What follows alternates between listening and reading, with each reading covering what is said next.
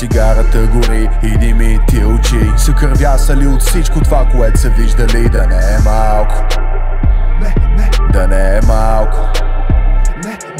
Моята сила е в музиката, която е повлияна от всяка рана, която живота причинява. Не камче страдам, а обяснявам как да превърнеш болката си в злато. Както трябва и обещавам, че може и да не хванеш слава. Ама самостоятелната терапия с химикала изяснява повече от къвто и съвет да получавам. Твоите обувки няма да ми станат, пътищата ни се различават. Ада съществува, той е на земята и плувам в океан от огън. Пушека ме задушава, издъхвам.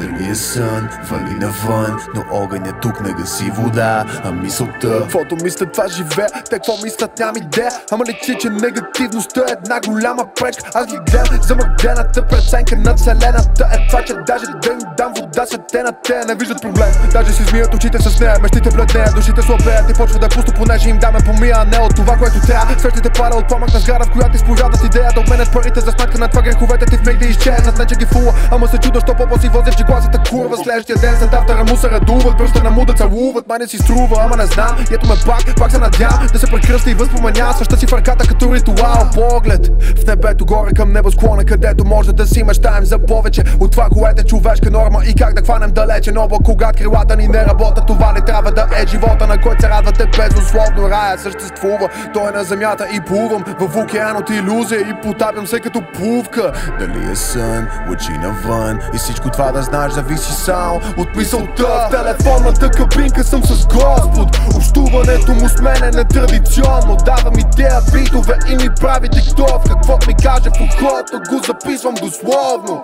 В телефонната кабинка съм с Господ, общуването му с мен е нетрадиционно. Давам идея, битове и ми прави диктовка. Каквото ми каже в ухото, го записвам дословно.